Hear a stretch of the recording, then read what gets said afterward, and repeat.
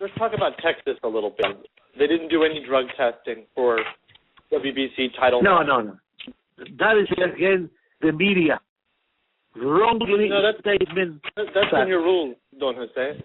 It says in your rules. No. You should also see the other people, not only me. And I saw your organization get sued for $30 million by a fighter that feels like he was cheated, and he won. So I'm kind of having to trust his word over yours. Oh, you are talking about a 20 years ago case that we were robbed by a biased judge of New York. You are talking to me on something that is very negative, and I'm going to hang up on you. I thought that you were gentlemen, not people negative to speak to me like that. It's not negative, Don Jose. We're asking questions. You said, I'm not a thief. You're insulting me.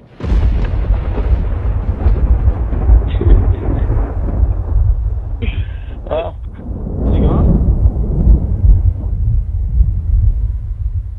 Julio Cesar Chavez Jr., who exactly did he beat to become the WBC champion? Well, he moved up from the number 30 upward during his career. He's been fighting for about 5 years in professional boxing. I believe that some of the people are demanding too much on a Julio Cesar Chavez that is not his father. His father is one of the greatest in the history of boxing, and we should not compare that. I believe that we should see who the junior is according to his career.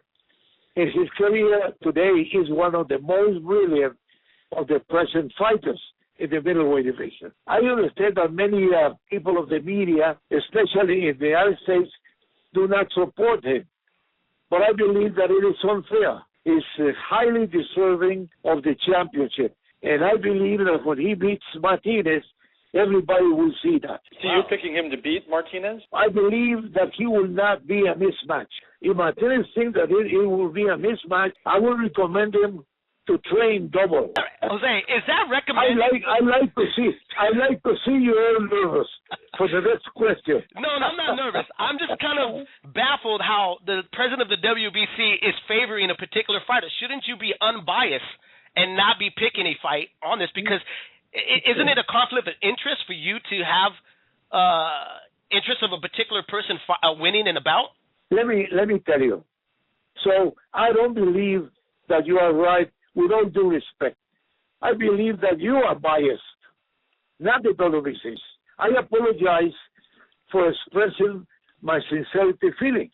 No, I like the fact you're expressing those feelings, because it does back up the fact that, what people were saying is the WBC they are favoring Julio Cesar Chavez Jr. So thank you. You confirmed it. That's fine. I don't have a problem with it, Jose. I actually thank you for doing that. Well, I don't gamble. I don't even play the machines in Las Vegas. But fighters. Why don't you and I bet a dinner? A bet a dinner? For that fight, yes. For when the fight takes place. How about we bet? How about this, Jose, Mr. Suleiman? How about we bet? What's his name? Josie, who is the mandatory for Eric Morales, gets a shot finally without any runarounds against Eric Morales. The reason why Jose has not fought for the title is because he stayed about a year without a fight, and we still kept him number one. Then we ordered a final elimination bout with a French Ali, and he won. He's a very good fighter, and the next after the coming fight is going to be a Josie without a question.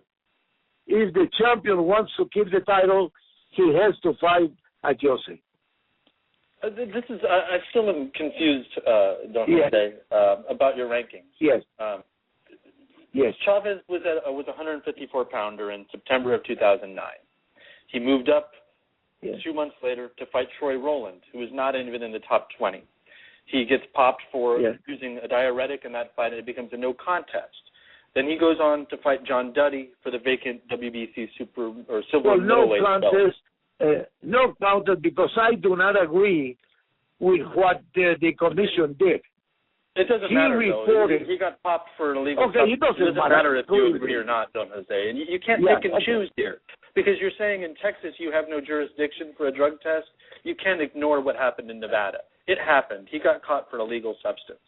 Just bottom line. It doesn't matter what you think in that case. But he had announced that he was taking the medicine for a cold. If they didn't care about his prior announcement, then that's very bad. I don't agree with that. Well, how about the WBC order them to test the B result of his urine test, and then we can find out what was really in his system? Or better yet, why don't you guys enforce the drug test whenever he fights in Texas or anywhere else? He has absolutely no blame for the not anti-doping test. That was a Texas Boxing Commission, and the president of the commission is doing that. He's saying that. We requested in writing the anti-doping. Chavez, accepting that occasion, has never been positive, and we requested the Boxing Commission not only in writing, but also during the rules meeting before the fight, and they agreed. Okay, but I cannot go coming from Mexico to the United States and do something that is not allowed to me. But it's all a Boxing Commission responsibility.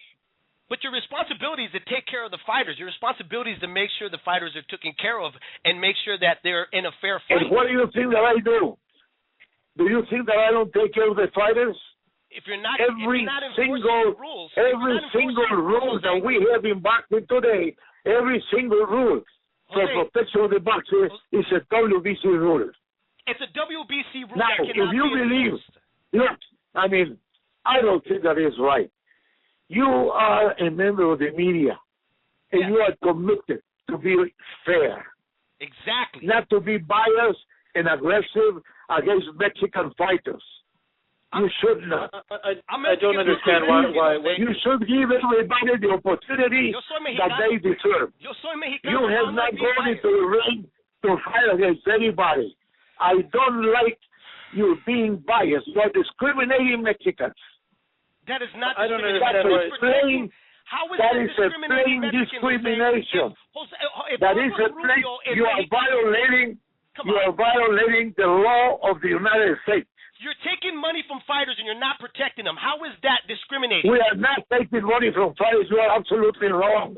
How am I not wrong? You can't enforce your rules, you say. Your whole thing is you cannot enforce the rules. No. We enforced the rule. No, you did not. But the guys that violated the rule, well, why do you call the Texas Boxing Commission?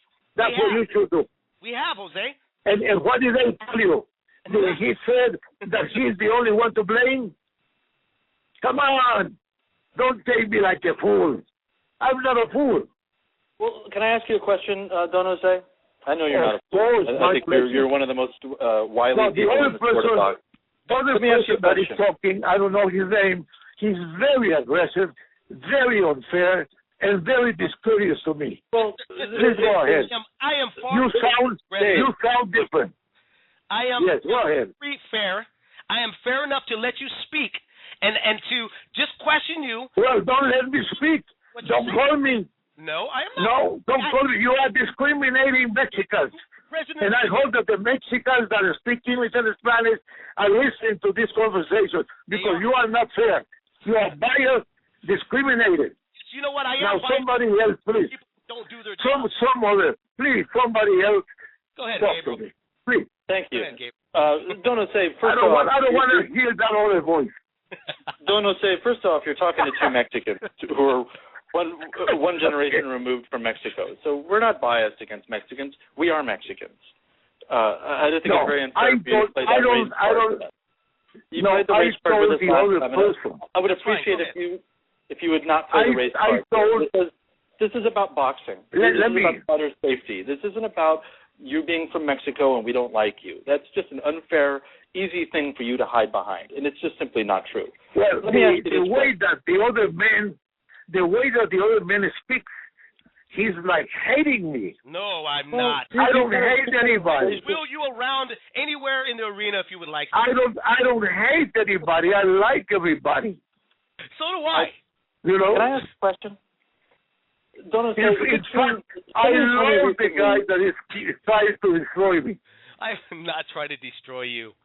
That is ridiculous. Come on. Okay, fine. What is it then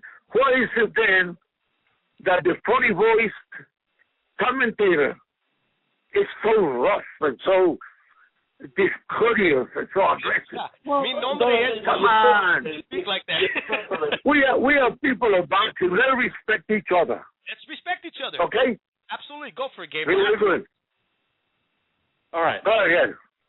Let me ask you this. Yes. Somebody told me that Dickie Cole used to work for the WBC. Is that true? No, that's absolutely a lie.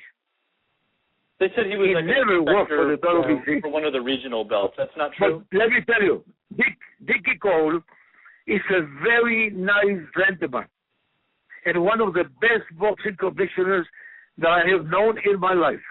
That's not true. I cannot speak against him because he's a very, very good commissioner. How is he a really very good commissioner? I don't really understand that. His commission just barely started drug testing last fall, basically joining the rest of us who were living in 2012. I don't understand how that makes him one of the best commissioners. Can you please? Well, he's a very good boxing commissioner. He's very honest. He has integrity, and he's a loving boxer because he was also a boxer. Now, why did he not bring the laboratory? I do not know. That's something that we must ask him. But somebody said that in Texas, there is not a mandatory anti-doping tests after the fights. You know, this anti-doping is the first one that I know in all my years as president of WBC. I can put out another one to you in one of your fights. Please. The Angulo and Kirkland fight was something of an eliminator, was it not? Yeah, but that was not a boxing battle match. But in your eliminators, and it says in the WBC rules, in eliminators and title fights, that there should be anti-doping. And as I understood it, Ann Wolfe had to beg to have a drug test taken down there. And as I understand it, Julio Cesar Chavez, when he also fought down there for, I believe it was the Duddy fight, there was no drug test done for that. No, I'm sorry. No. Well, let me tell you. For that either. Okay, you are investigating very well. I have not known one time ever of a WBC World Championship without an anti-doping test. I do not remember. If you tell me one date, I will be more than happy to investigate. With pleasure. Well, I just told you two. I'm sorry? Well, three if you count the one in Texas that you didn't seem to care about. You don't. I mean, what has been done about that? Has there been new rules put in place or a new protocol? You are a commentator and you are committed to your audio people. How do you say? See, this is where you're politely rude, Don Jose. You label me as a media guy, and then the next time you say I'm not a media guy, then you call me I'm just a commentator. I do this for a living. This is what I do. No. I write about boxing. I investigate people like you, and I expose people like you for a living. So please show me the respect that I'm trying to show you. Please do me that kindness. Please listen to me. I don't know. How do you call the people that speak on the boxing matches announcing the fight? I do not know. How do I name you as a boxing radio interviewer? We've talked on Twitter before. You know who I am. I'm Gabriel Montoya. I'm a boxing writer. No. I don't know. Okay, what are you?